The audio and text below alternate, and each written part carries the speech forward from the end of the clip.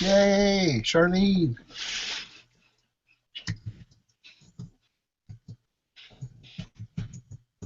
Charlene, you made it almost.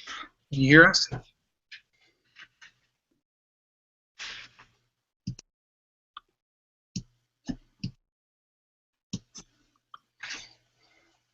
Those little icons are counterintuitive at the top. You look at them and you say, hey, my microphone has been muted because it shows a muted icon up there. Right. But you click on it to mute it to get that.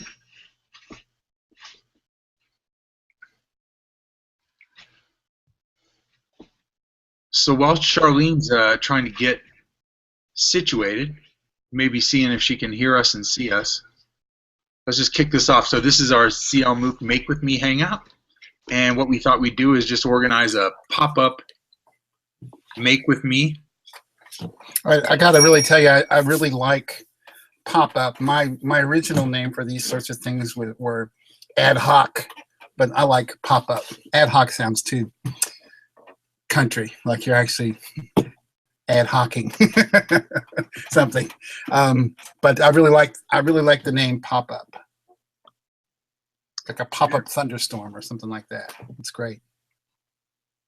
So we're popping up in CL MOOC, and I think that's one of the things that sort of leaves it a little to chance if anyone will sort of like have the bandwidth or the the attention to spend some time making with us this week. But I thought it was worth a try, and seems like we've sort of moved the needle a little bit in terms of interest. Yeah. I mean, it's something like this. You don't, unless you do a prototype of some kind, or be willing to accept the fact that it might not fit into people's schedules. You don't know these things until you actually do it. You might have a pretty good guess. Oh, hi, Charlene. Hi, Terry. How are you? I'm great. I'm great now that you're here. Is it only you and I and Joe so far? Few but fine. Yep. It's us, and we're underway, so welcome. Glad we can see you and hear you this time. Yeah, there you go. I love looking at backgrounds during these hangouts. I mean, you learn so much. Like I'm looking over your right shoulder, Charlene, and I'm seeing there's a spray bottle back there, and it says, "I wonder what that spray bottle is for." Probably, no, it's for the terrariums to give the plants some extra water. See, it's neat. It's something. There's something going on there. It's pretty cool. There you go. What do you think? I think obviously with these we ultimately want to make something or share what we're making. So, but maybe I think it might be nice just to whip around, say who we are, and then say what drew our interest. You guys want to whip around? Charlene, you want to go first? Sure. Yeah, my name is Charlene Doland. I live in the Chicago area. And I work with teens in a project-based learning environment, so I'm always looking for ways to tie into their realities in developing curriculum materials and so forth. And obviously memes are part of that, excuse me, part of that reality, and a lot of other social media things that go on. So that's what drew me into this. Cool. Well, I'll go next. I'm Terry Elliott. I teach university level at Western Kentucky University, and I taught high school for 10 years, the full catastrophe, and I got interested in memes. I've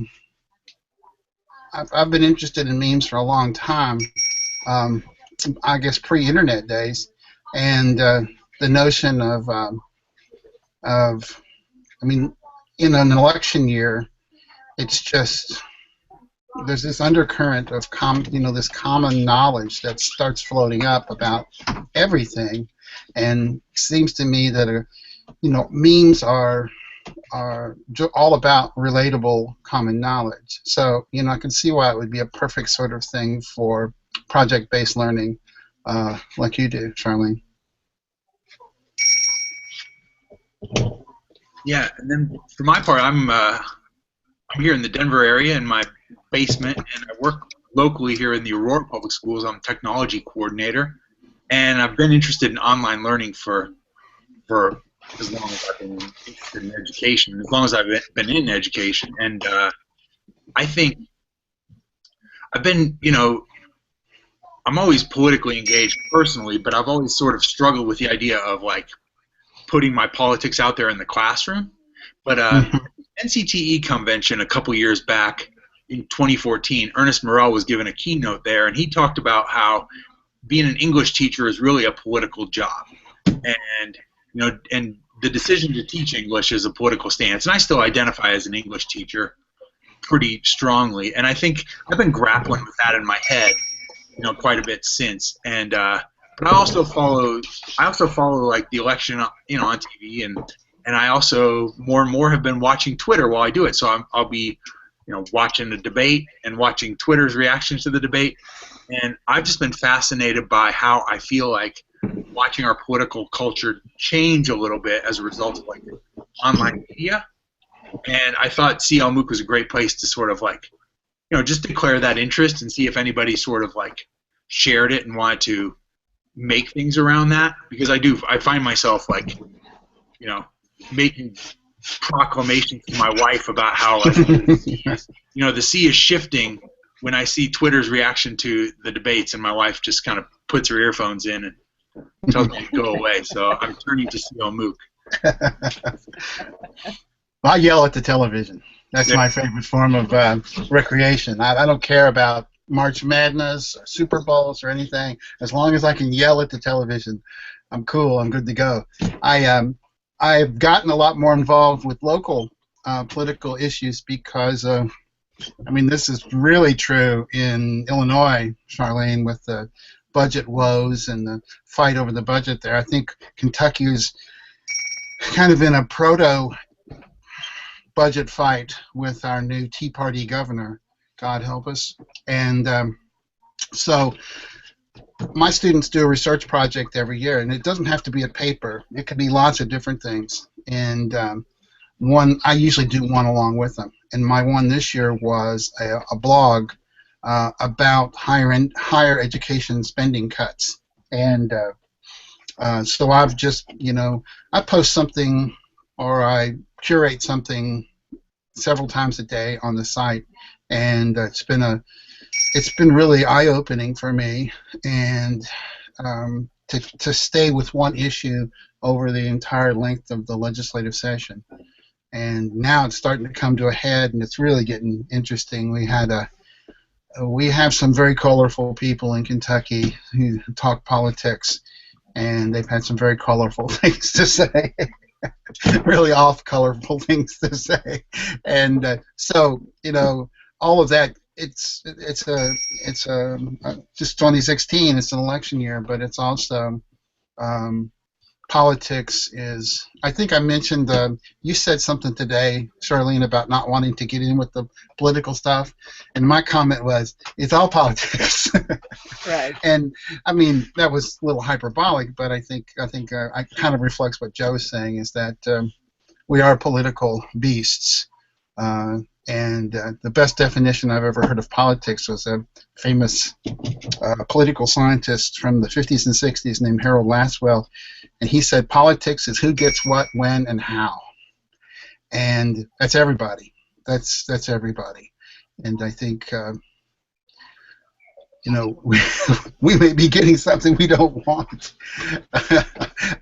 And I really, for me, the connection, actually creating something that expresses how I feel, even though it might be repeating what somebody else has said or piggybacking on what somebody else has said, especially with memes, because you're always going to do that. With a meme, you're always, and a hot meme, it's always, I don't know how many people have actually started memes, but it's a very small number of people. I've never started a meme. I've always piggybacked on them. So, but it's very satisfying to create memes, either as GIFs or as pictures. So I love it. It's been so much fun this week.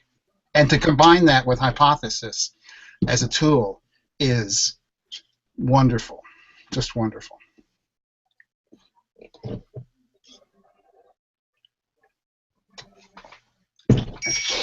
Yeah, so for my part, I've got a couple different articles that I've been marking up, and I'm happy to screen share and talk about that. I was wondering, are there any particular issues, Charlene, for you that sort of like,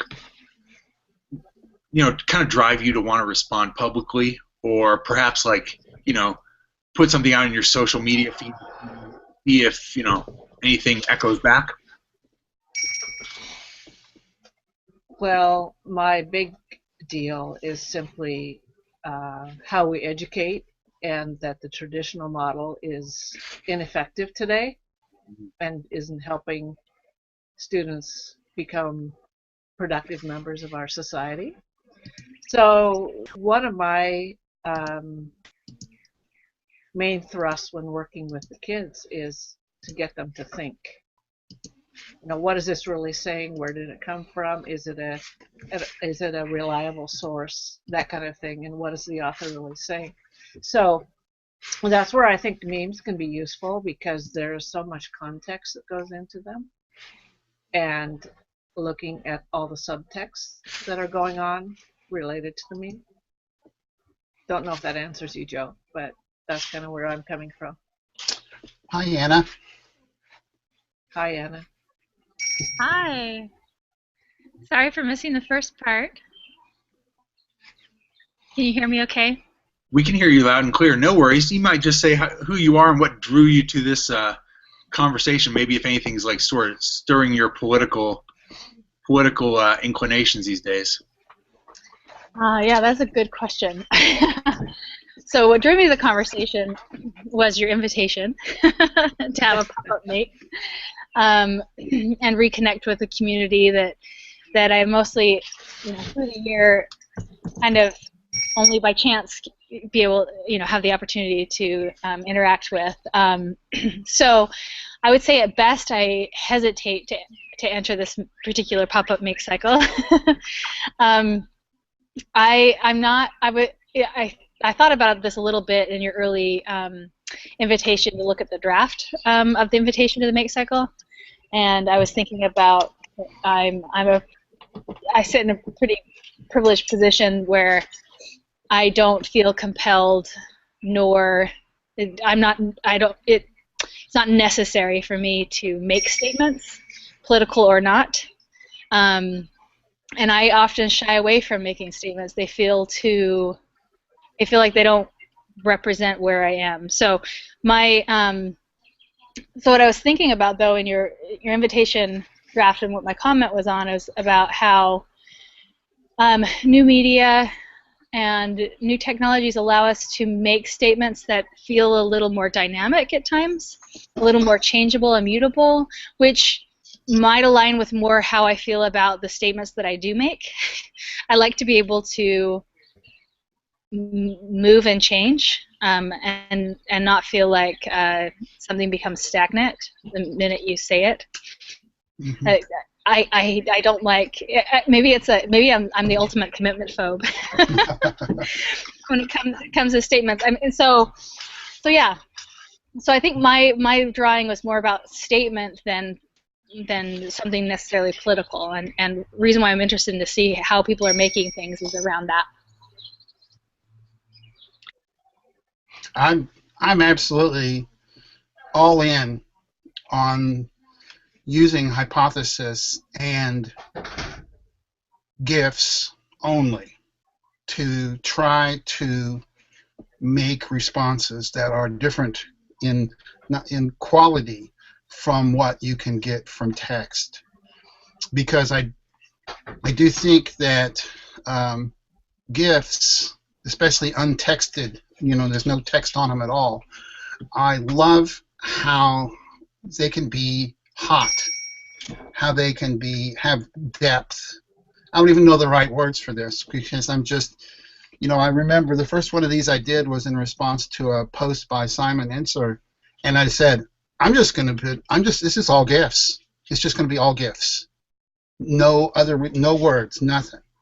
And it felt really fun. It felt really good. And, once I had the feel for the tool, and I began, and all this came from CL MOOC. All of this, all of my ability came from CL MOOC and using it for activities there, and from DS-106. So I picked up a lot of my skills, as meager as they are, using them in MOOCs. And when hypothesis work came along, I mean, it just seemed so perfect. So the whole process, I'm too interested in the process of, the rhetorical, the digital rhetoric behind using GIFs, even using response GIFs as GIFs. There are whole categories of GIFs that, if you go to sites, there's the most famous one, I guess, is the response GIF, because they're so common. So there's categories within GIFs, and students, they're way beyond me with the making of GIFs. They're into, it's almost impossible to make a GIF with sound in it, but so students have come up with the notion, we'll just abandon GIFs altogether, and we'll use Snapchat and Instagram and Vine as really kind of live GIFs. So the whole notion of an image response is completely in another space on mobile devices. So I'm not there yet with the mobile stuff, although I've included a couple apps, and I'm starting to look at some of the apps that I can use to create GIFs and share. But I don't live in that mobile world like my students do. So are you saying, Terry, as an example, that a student would use a Snapchat clip as a GIF in response to something? They'd have to, with Snapchat especially, is a problem because it disappears so quickly. But you can save Snapchats right. as a screen. Yes, you could use that.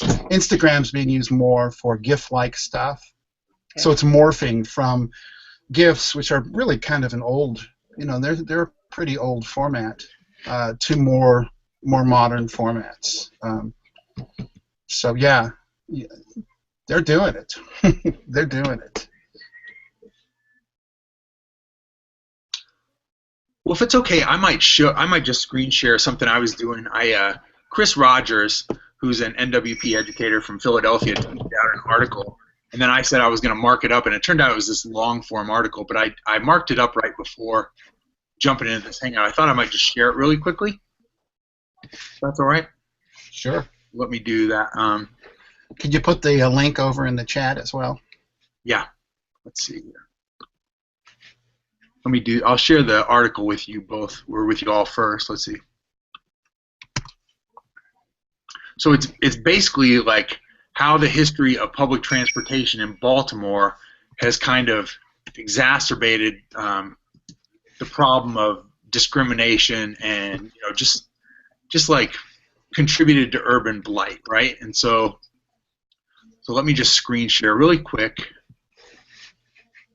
Yeah, there we go. So here's the article, and as far as my responses, like in the very first couple paragraphs, there was what they started out with was just like some news about 2015, right around the time of Freddie Gray's murder in Baltimore. There was a situation where the Baltimore police, like in their effort to keep down any potential uprising, they made the really unwise decision to shut down all public transportation and go wait downtown in riot gear, right? Yes. So even if you're in these urban centers and you wanted nothing to do with a protest, all of a sudden your transportation mode has been taken away from you, and you're instantly in conflict with somebody dressed in riot gear. So it was that kind of article, and the first thing I decided to post was this meme. I said, what if I told you the police are monitoring social media because they'd been watching high school kids and they tried to be downtown about the time high school kids were getting out of high school. Mm-hmm. And then just even in those first couple paragraphs, I decided to, or I read about how the police had just kind of made this iffy decision, this terrible decision, and I kind of reverted back to what I knew about memes and kind of this Willy Wonka meme where Willy Wonka sort of says, oh, so you made this really dumb decision. Tell me more about that. So I just created this one on my own. It says, You dressed in riot gear and stopped public transit to keep the peace. Tell me more about your training, right? And so at that point, I was kind of into the article, and I was really, I have to admit, like, that one was something where I really felt like I was trying to compose it just right. I wanted people to be able to read it. And then the next thing I'll just share just quickly is I tried to get a little bit fancy because I went onto YouTube and I wanted some pictures of Baltimore downtown, sort of the urban blight, and because the article referenced white flight and then how the inner city just started deteriorating. And so what I did was I took about a 3-minute video of Baltimore and I just made a 5-second GIF of just this, kind of rundown, like urban residents, and just put that in the side. Hey, Joe, there's a neat little trick next to the public box with the globe up there. There's a little arrow. If you grab that arrow, you can drag it over a little ways to the right if you want to show all the text. Sorry, I didn't mean to interrupt. I thought. Oh, like that? Well, not quite. Grab and hold and pull. If it'll do it. Oh, like that? Yeah, you can go the other way with it too. Aha. Yep, there you go. Very good. So obviously that would show up in the hypothesis stream, and I'll tweet out some of those images and keep inviting people to mark up that article with me. But now that I'm done screen sharing, I see Fred's joined us. So hi, Fred. Hey, Fred. Hi, Fred. Hi, everybody. So, Fred, would you introduce yourself and tell us what brought you here tonight? Well, Fred Midland is my name, and I teach string games full-time in Watsonville schools here as a teaching artist. String games as storytelling and performance. And I'm having the time of my life doing it. Sweet. So, Joe, I had a question for you about could you bring up your screen again? Sure. I'm interested in the processes that people go through as they come up with ideas for meme responses. Like your top one, you see your first one there.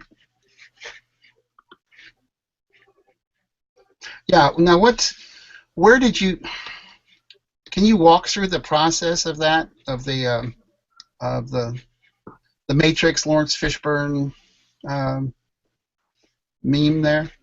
Sure, yeah, and again, I needed a little bit of background knowledge about memes to know to go to this one. But basically, the process for me is, when I found something that was, I wanted to respond to or try and document a little bit with images and text, what I would do is I would go to memegenerator.net, and then I would click on, I think it's like meme characters, right? And so by doing that, then I access this bank of kind of like characters that are frequently used in memes, and this is the image, and it always starts with "What if I told you," and then the punchline or just the part you're supposed to fill in is the bottom part, and sometimes it is a punchline, and other times it's more serious.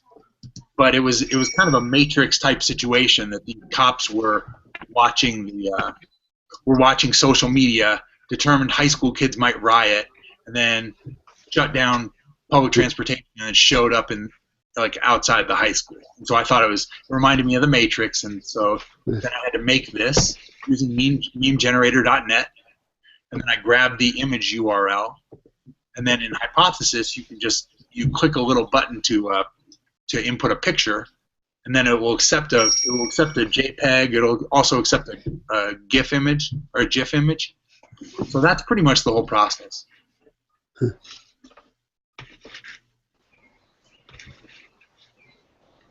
So I have a question that I guess is more of a...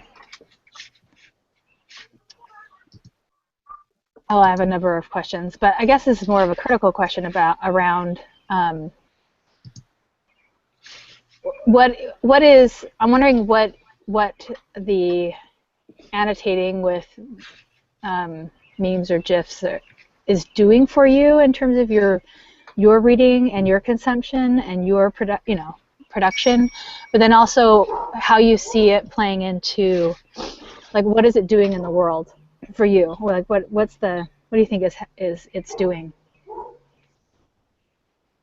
So what it was doing for me is, I mean, I really did become invested in sort of these little, this little micro composition, right? Like anything I would jot in the margins, I kind of want my annotations to stand out. I know some people watch that hypothesis stream, some colleagues of mine do, and so I kind of want them to stand out. And next time Terry or a colleague of mine named Ramey looks, I want them to see that I was in this article and maybe feel compelled to jump in. So I want to invite people to the conversation and maybe a little bit more like creative response will do that.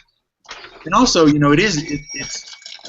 it's a little bit of a dorky challenge, kind of a geeky challenge, to come up with something that is,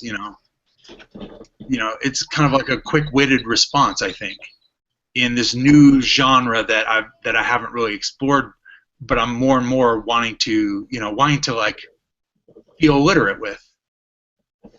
So, and it's just a reading response instinct, but also this desire to compose. And I have to say, like, because this article was so long form, and because I did spend some time creating some of these images, and down further in the article, I started just experiment with like putting some of the statistics in and making sure that I was really referencing the text, like pulling out some really like jarring statistics.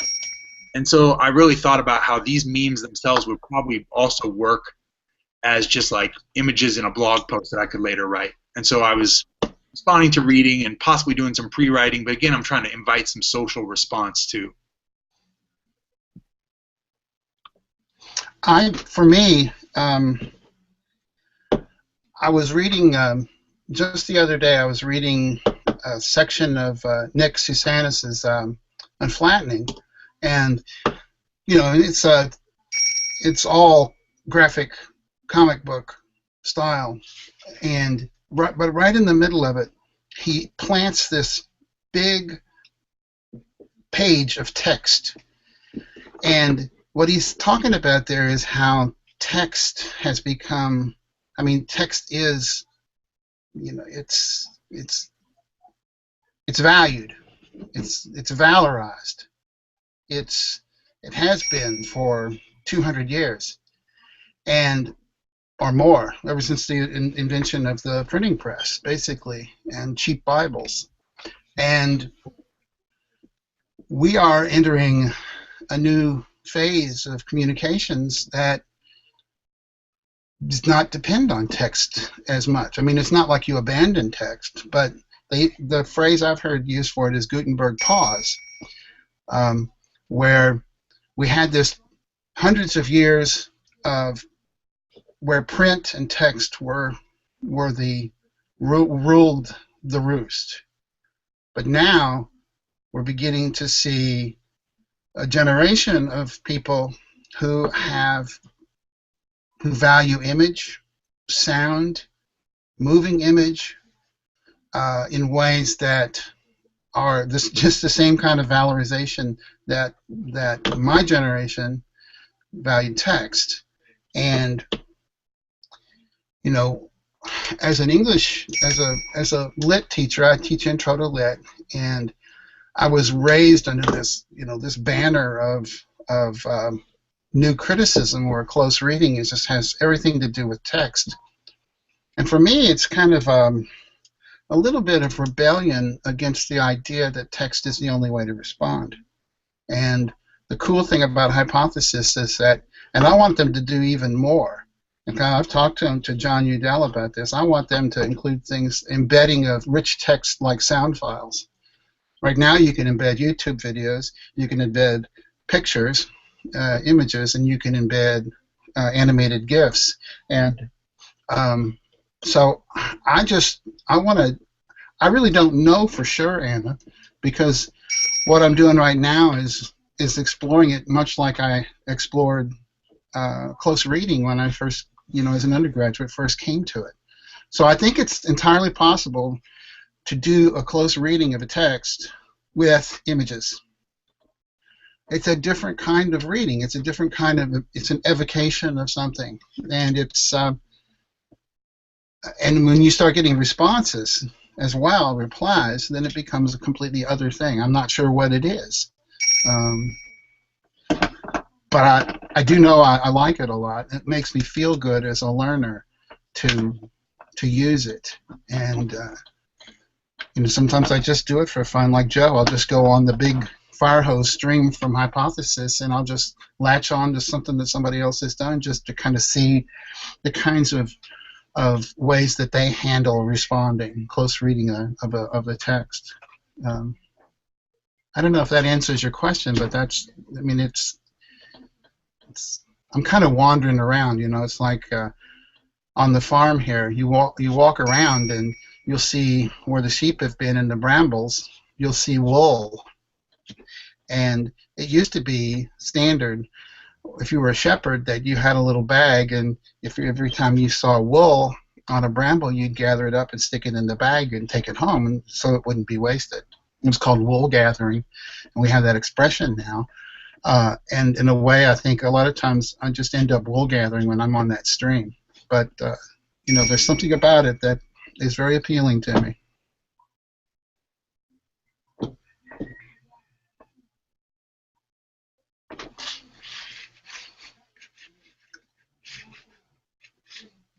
Joe, I've got a. Let's see if I've got something here I'd like to show.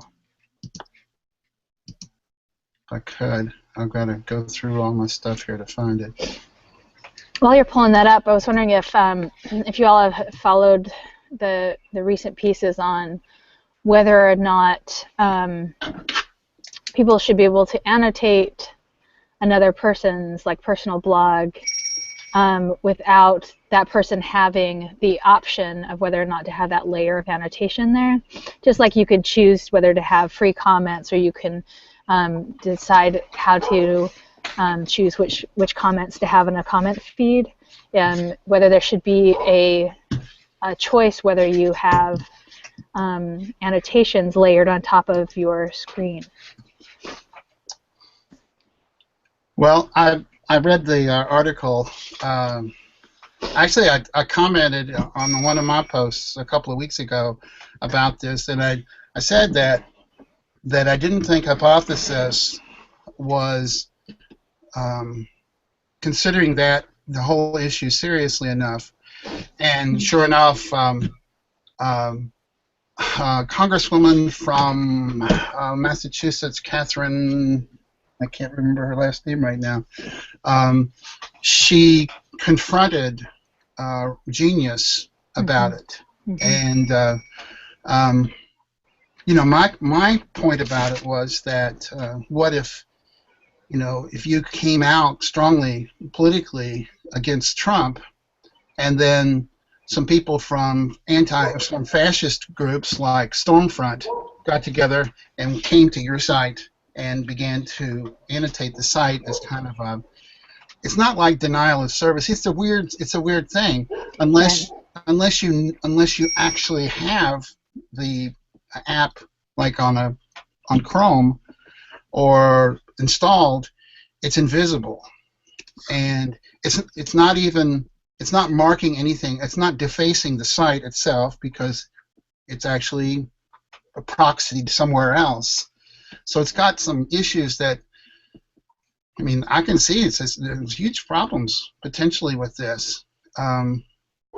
But the fact that you can't turn it off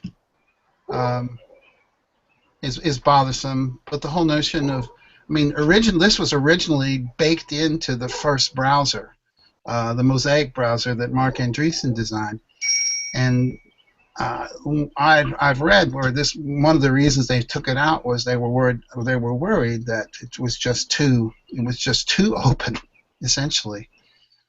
I would be very upset if I lost this tool, especially if I lost it simply because the makers of the tool were like Twitter, and how Twitter failed utterly for years and years and years to police themselves. Now, if Genius responds, If hypothesis adds stuff, then I'm not going to worry about it so much. There are some workarounds. There are some ways to keep people from annotating your site. It looked really complicated from what I saw, so it's I would sure hate to lose it. I really would. It's incredibly valuable. Yeah, and just thinking about the power of that we were just talking about in terms of what you can do to make sense of something and make sense of something with other people, if that's turned to any form of harassment, and it can really be, you've seen people's lives, turned upside down and become quite dangerous with the tools that we have, right? And so thinking about, what could be built into spaces like that, so that, it's complicated. But I think, like you're saying, it's worthy of attention and necessary to give attention to it. Yeah, I wonder, hey, Fred, I was wondering if you want to chime in. I was curious because the other day, when I brought this topic up, you kind of jumped on it and said you've been sort of dying to respond to some of the things you've been seeing in the news. I don't know if maybe you're away from your keyboard, and if you are, that's fine. But if not, I was wondering if there's anything that you'd want to share or sort of talk through.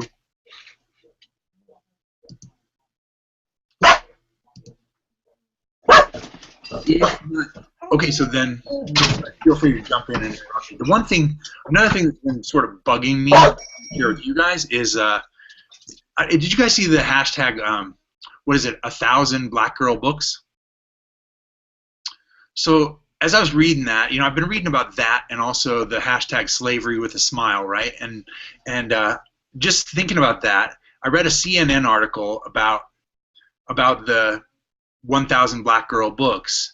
And it was interesting, CNN's take on it, because I really felt like I still want to think about writing about it or sharing about it, but I really felt like they kind of whitewashed the article a little bit, in the sense that they kind of told the story like it's a young girl's book drive, as opposed to really her, a civic project that she started because her school was just telling her to read about white boys and their dogs. And they really downplayed that, and really they started to make it sound like it was, a girl going around her neighborhood with a wagon trying to collect books.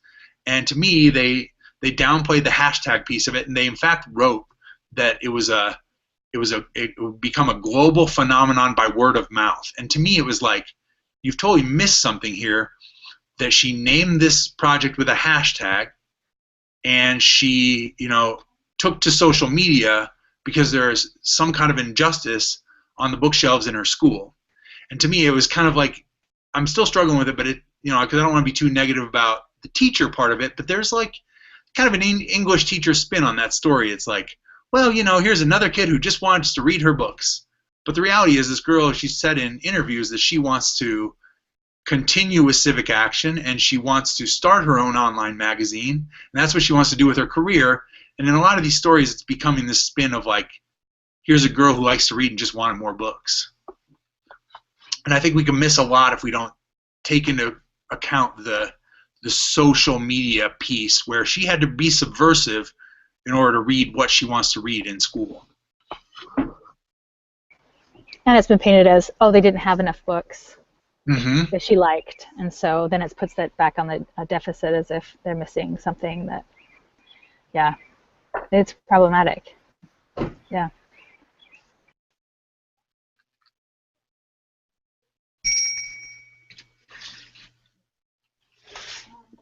Well, we also have the problem of,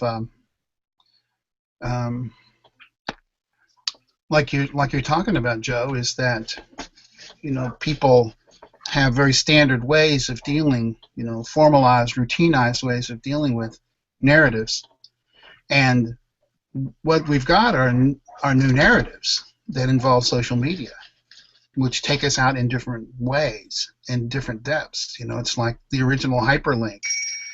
It's like a wormhole. It takes us to different places and different times and different spaces. And so, I think this is we have new narrative tools here, and new genres, and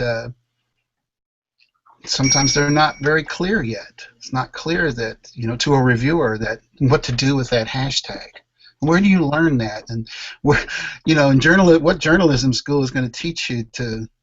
Maybe they all are. I don't know. But it seems to me that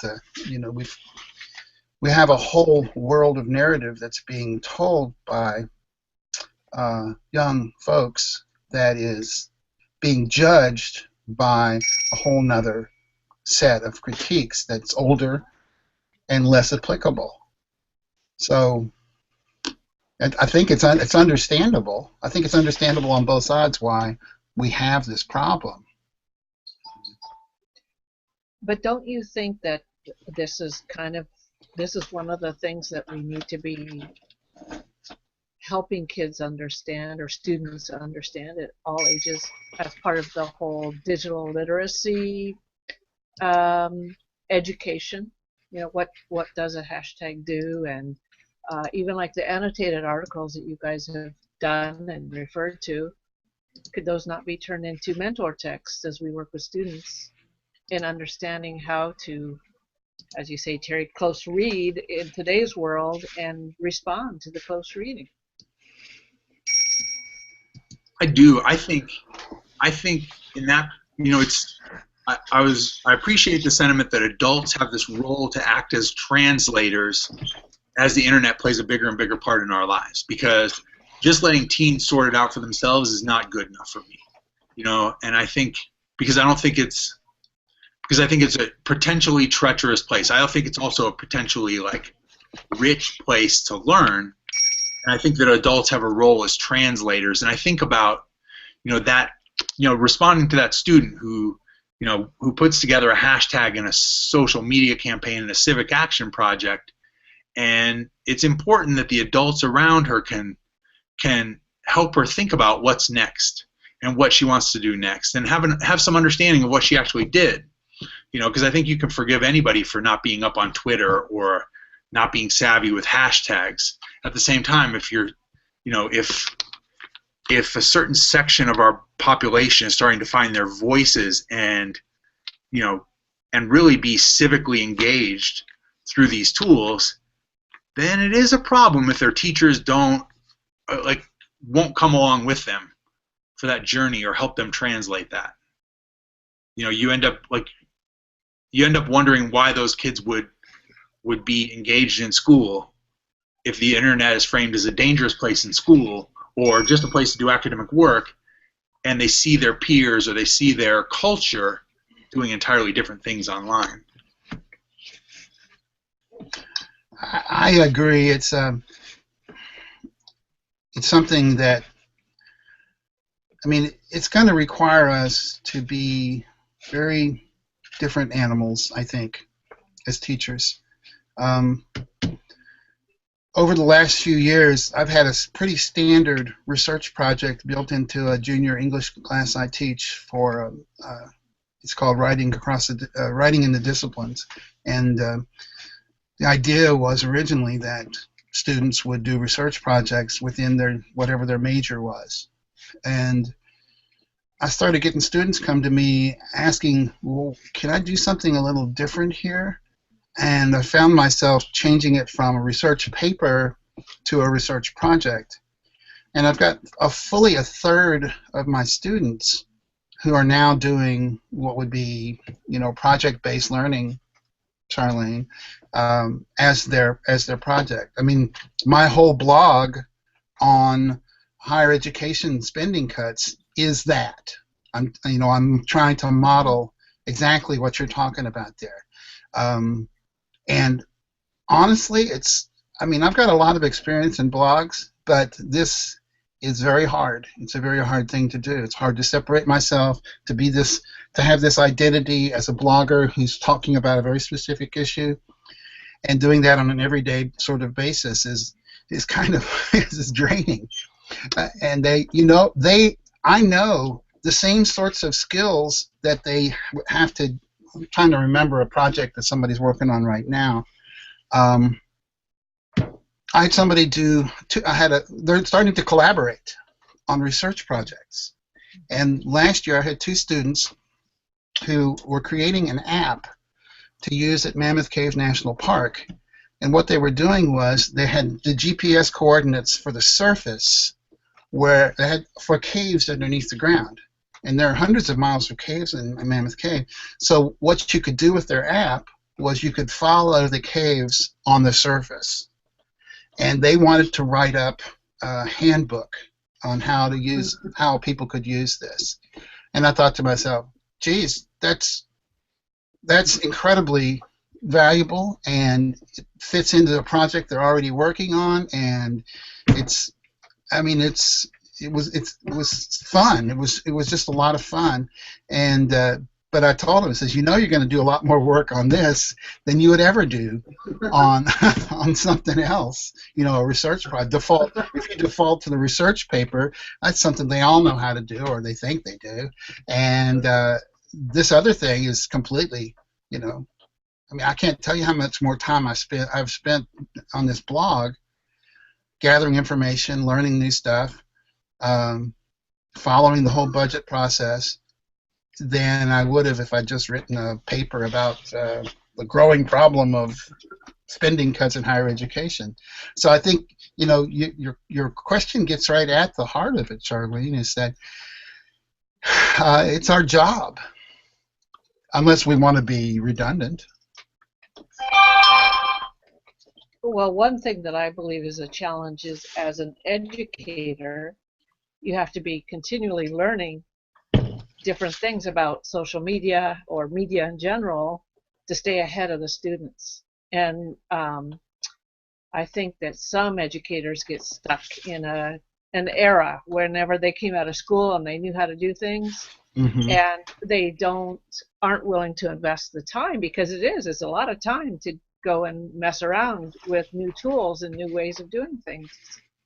But if we don't do that, how are our students going to deal with their reality?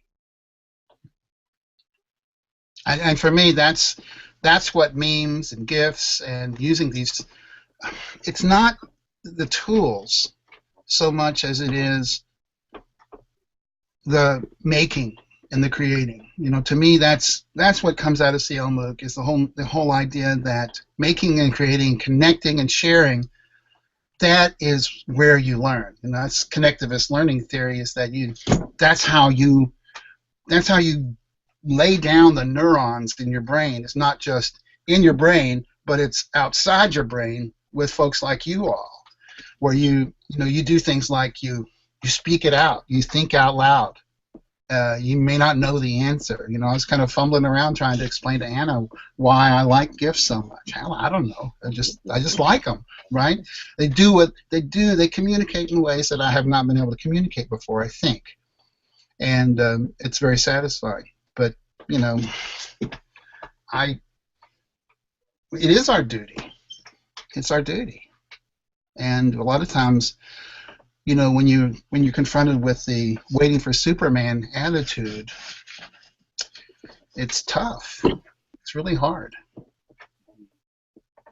Plus, I think the thing that gets me is just especially bringing it back to the politics of it, is when I see so much media about or so much evidence about how the process might be changing, right? And how the internet is really key to, you know, whether it was Obama having a social media campaign to get the right people out to vote, or if you just see the amount of, the role of Twitter in the election, or if you look at, political campaigns using memes against each other, like and then the concept that the electorate is getting younger.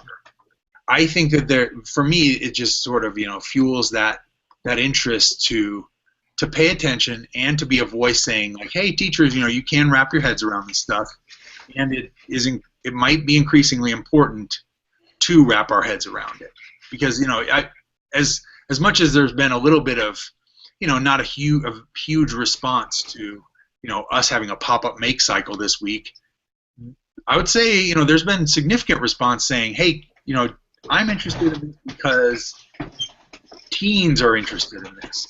or when they run this idea by teens, making political memes, they have a need to know, and I can see where they'd get a need to know about that, even in their lives outside of school, just paying attention to the world. Do you think that we have an equitable distribution of this kinds of knowledge? The famous Bruce Sterling quote is, the future is already here, it's just not evenly distributed. And I wonder about, I don't even know, maybe memes and GIFs are just kind of passé, and students have moved on into other areas, but what kinds of students? Is it an equitable, sharing of the kinds of tools that we're talking about here, and sharing of the ideas? Because I know like Black Lives Matter has done some amazing stuff with social media, but stuff that I don't use, like Instagram I don't use very much, and Vine I don't use very much, and then new tools that are popping up all the time that I don't use because frankly I'm out of the loop on it. Too busy doing all the other things they pay me to do, right? So, I wonder about the equitable distribution of this stuff, because Audrey Waters said something the other day. She was talking about how most technology just exacerbates equitable, and the more I thought about it, the more I think she's probably right, and I worry about that. Yeah, I read, I'm trying to remember where I read it, but an article that was talking about that digital divide, like you say, Terry, is actually wider, even in communities where the kids that are living in poverty have access to technology, and that the observations were that the way that they interact with the technology is different than those that are living in more privileged homes. And so they might use it to play games on, or do whatever, excuse me, but the other kids are using it for research and a whole lot of things that are adding to their education, their knowledge of the world. So how do you resolve that? It's not just by throwing technology at people's doorsteps and saying, enjoy this. Yeah, I used to say, put the food down where the goats can get to it, and they'll eat. Well, the people you're talking about, people who already have some privilege and some money, and are already technically affluent, that may be true, but probably isn't true for people who are not prepared to take it up or prepared to eat. What's there. They don't know what it is yet. Not to say that they can't. Not to say that you could find something very simple to leverage that. It's just that I don't think we're doing it. I'd love to connect up with Youth Voices and something like this. And I know Paul is probably, I'm sure he's done something with this with his students. And I'd like for us to be able to connect across a lot of broad, socioeconomic divides to do that. To see, okay, what do people know? How can people use it? Do they take it up easily? I would love to be able to share memes and how to make memes from videos, and what I know. Not like somebody like Alan Levine, but I know it well enough to say, okay, grab this tool and take these steps, and you'll have something that might look like a meme or a GIF or something like that. And I'd love to be able to share with this is what this is about, is this whole notion of sharing with people like you, Charlene, and Fred, who can spread it. I'm just that thrills me. It really does. I think about those issues a lot here in Watsonville, where there's a great there's a focus on using technology, but mainly for career-oriented purposes. It's very much a ticket to a way out of the fields and into a well-paying job. So there's programs that focus on that. I was thinking about that in terms of sort of the leisure to indulge in and understand and revel in irony and sarcasm, which is one level of what memes are about, is a luxury by itself. If you're really down in the trenches of how am I going to get food on the table for my family.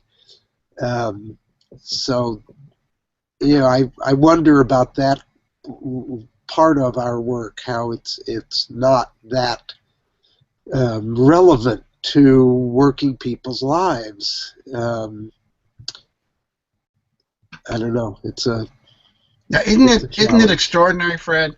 Isn't it extraordinary that in our country, in an avowed democracy, that we now think of it, and we do think of satire and irony as being luxuries, Right. and I mean, and string art as being a luxury, where I think the other way utterly is that they're not luxuries, they're necessities.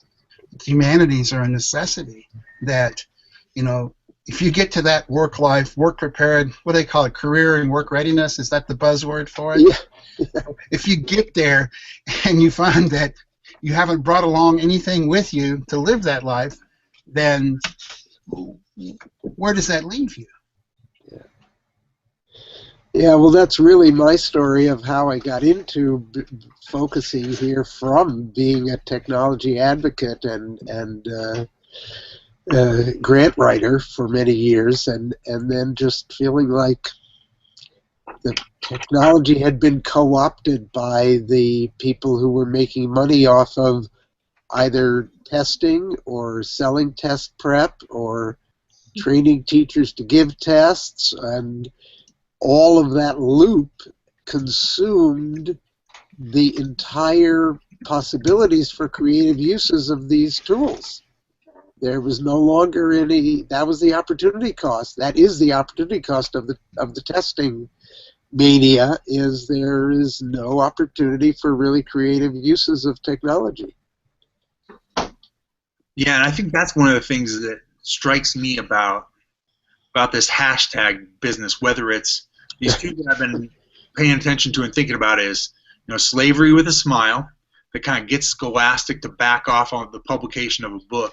1,000 Black Girl books. The idea that, like, there's no, the reason a news media would like, the reason they play down the youth voice aspect of that is because there's no money in a young girl leveraging these free channels to start a civic project.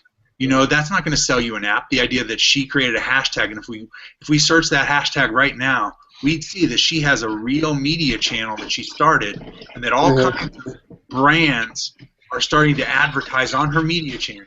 That'll be downplayed because you know, the idea that a student can do that for free, and that a community can back her for free. It's nobody's interest except, I would hope, the English teachers, right? The idea that, hey, this young girl is demonstrating a literacy that is accessible and is also important, and we can poo-poo it, but we also have to understand, like, you know, that we often poo-poo these important technologies and these important communication channels as they're being sort of ushered in. Yeah, I just saw one of those videos about a youth-initiated campaign that succeeded in getting a ban on all plastic bags on one of the Pacific Islands. I think it was Togo. You know, that kind of activism and leveraging of technology. You know, what is happening that's creative here in this community is filmmaking and video production. There's a local film festival. There's a lot of energy in that. There's a video academy at one of the local high schools. So video and film, and there have been some locally produced films which have been wonderful, and so that film I see as a real connection where the art and the technology are really synergistic and catalytic, can be for a community.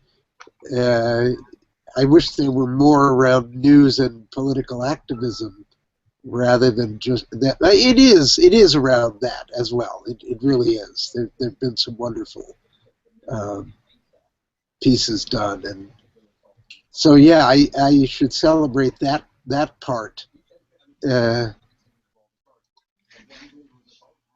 Charlene, Yes.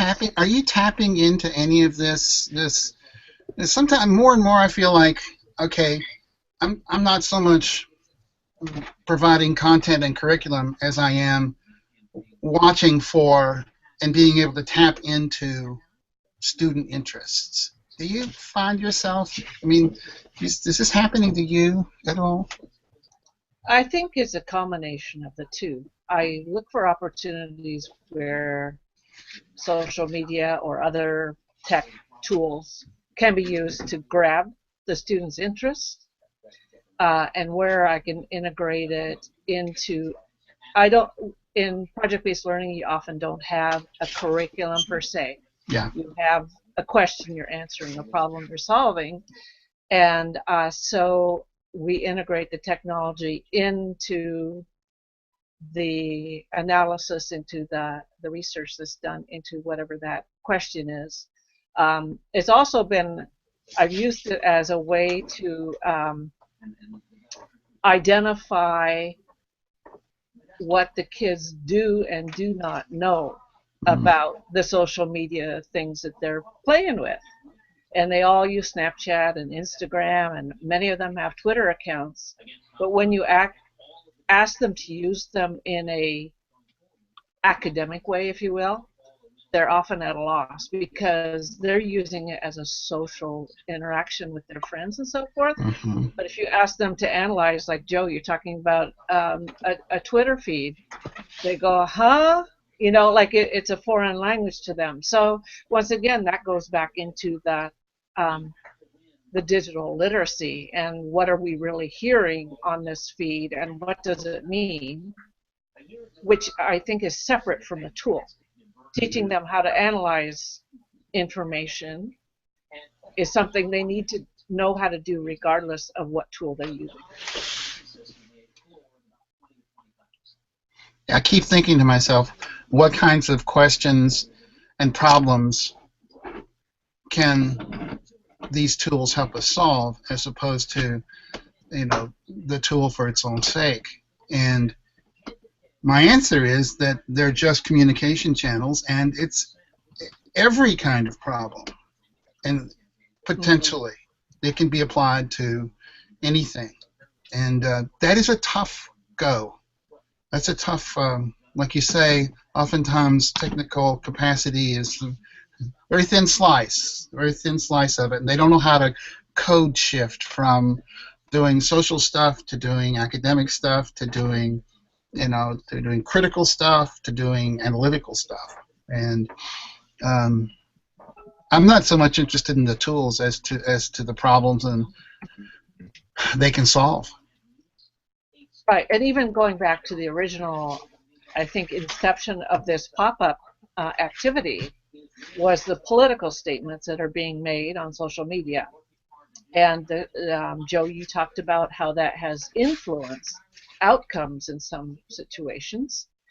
And I think students need to understand that and need to understand how to get to the bottom of it. Not what they're seeing in the media, but what's really happening and what are the candidates really saying.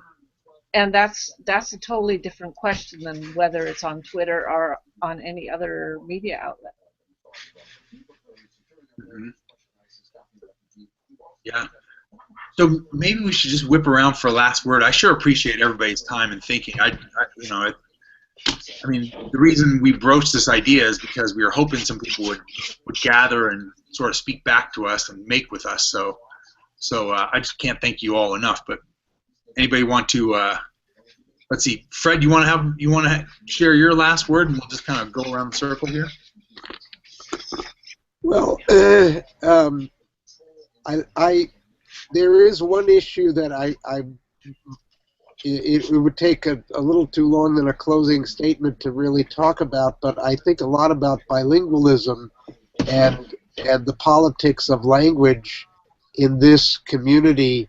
I was in a situation where somebody was speaking in Spanish in front of a group, and people very rudely were yelling, "Translate, translate," in the middle. It was kind of disconcerting in this community where we have a lot of Spanish people who speak only Spanish, do not really speak English at all.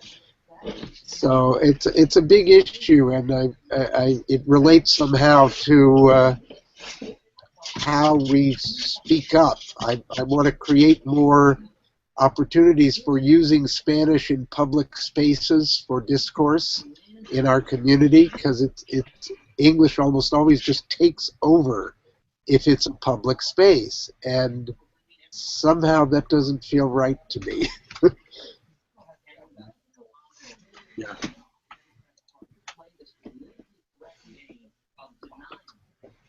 Well, I'd like to just say that I think that we are in the middle of one of the greatest disruptive events in politics today. You know, we keep hearing, I hate the word disruption, I hate the word innovation, but sometimes it's the only words that come true. It's just as Uber has disrupted, to my mind, badly, the whole taxi industry. We see lots of examples of this. Trump has disrupted the notion of political discourse, and he's done it with social media and with media. And I think that's my thrust in trying to figure out how to push back as a citizen against what I consider to be the hijacking of political discourse.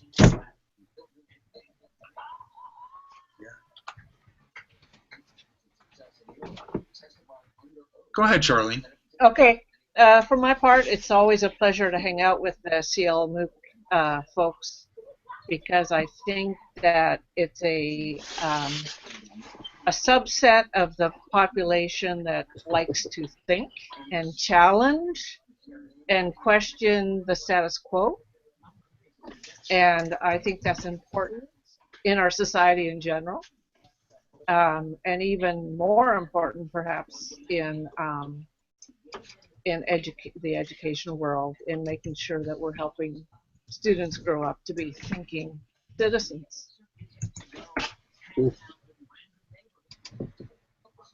Yeah, and for my part, I just want to thank everybody again. I'm interested to keep digging in and making with folks and see what pops up. I'd love the idea if I anticipate that when the weekend rolls around, a lot of people will start to weigh in, or as the week later on in the week, more people will weigh in. But I'm excited just to try to stir up a little something in the community here, and then see if other folks feel invited to down the road do the same thing. The idea that these CL MOOC channels are things we can use anytime, not just during the summer officially.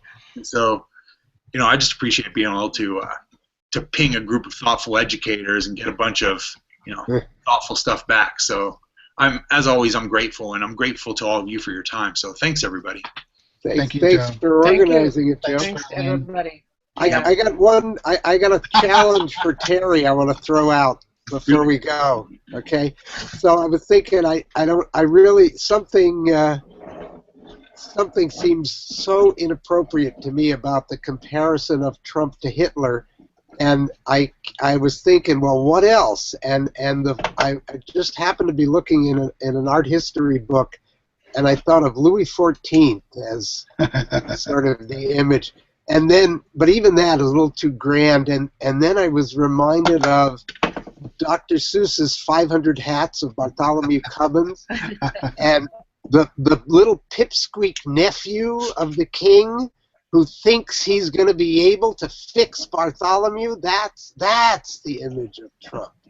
It's like, and he eventually gets, if you recall the story, he gets grabbed by the king as he's about to push Bartholomew off the highest turret in the land and spanked on his bottom and told what for.